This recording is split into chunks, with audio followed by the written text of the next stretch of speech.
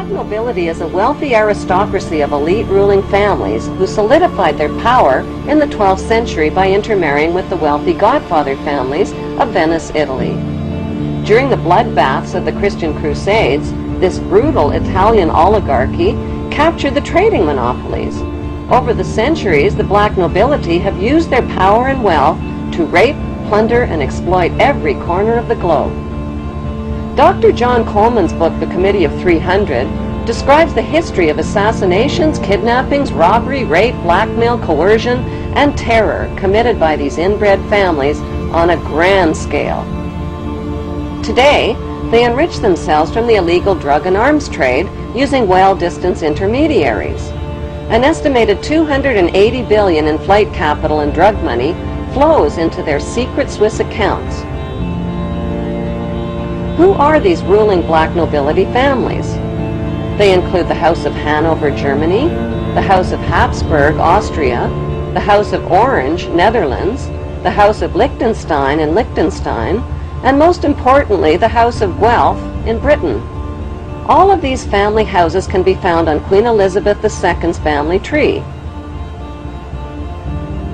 The black nobility are the founders of the Committee of 300, which is also known as the Illuminati or Illuminated Ones. Queen Elizabeth II is head of the committee of these 300 ruling families. The Illuminati was formed to achieve one main objective: one world government called the New World Order. NWO spells own backwards. All of today's think tanks originate from the Committee of 300 and include the Round Table, the CFR Council on Foreign Relations, the United Nations, the Bilderbergs, the Club of Rome, the RIIA, and the Trilateral Commission founded by David Rockefeller. Since the British colonization of America, many powerful American families have formed secret societies that cooperate with the black nobility, like the Skull and Bones fraternity at Yale University, which is rooted in German Freemasonry. Its exclusive members are some of America's most powerful and wealthy men, including 2 United States presidents, President George W. Bush and his father, President George Herbert Walker Bush. What is at stake is more than one small country. It is a big idea, a new world order.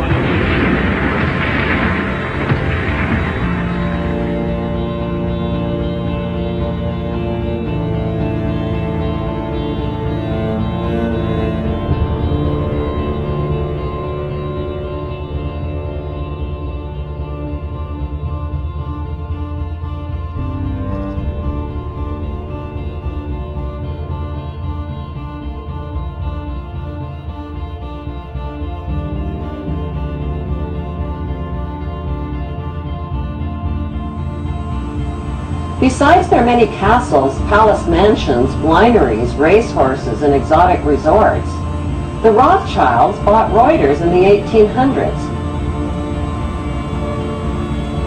Reuters then bought the Associated Press, which selects and delivers the same news stories to the entire world, day after day. They have controlling interest in 3 major television networks and easily avoid media attention since they own it. Until recently, they owned and operated England's Royal Mint and continue to be the gold agent for the Bank of England, which they also direct.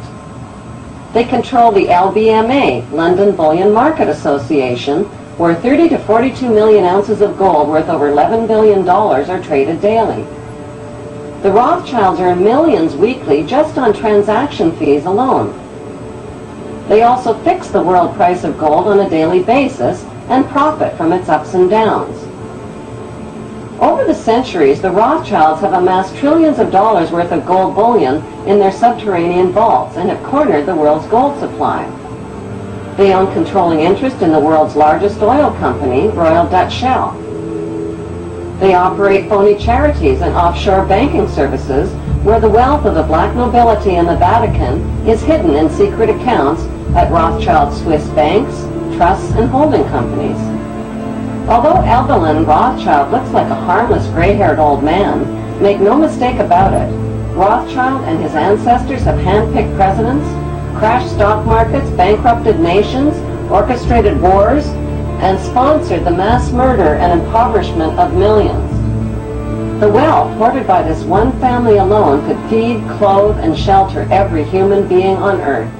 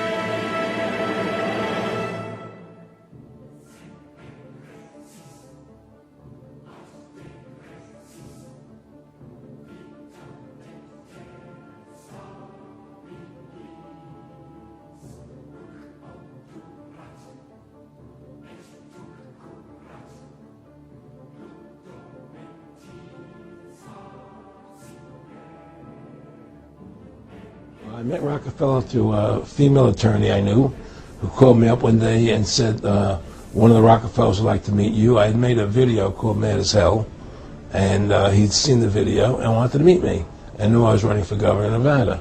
So sure, I'd love to meet him. And I met him and I liked him, and he was a very, very smart man. And we used to talk and share ideas and thoughts. And he's the one who told me 11 months before 9/11 ever happened that there was going to be an event. Never told him what the event was going to be, but there was going to be an event, and out of that event, we were going to invade Afghanistan to run pipelines from the Caspian Sea. We were going to invade Iraq, to take over the oil fields, establish a base in the Middle East, and make it all part of the New World Order. And we'd go after Chavez in Venezuela. And sure enough, later 9/11 happened, and I remember he was telling me how how you're going to see soldiers looking in caves for people in Afghanistan and Pakistan and all these places, and there's going to be this war on terror, of which there's no real enemy, and the whole thing is a giant hoax, but it's a way for the government to take over the American people. He told you it was going to be a hoax. Oh yeah. Oh yeah.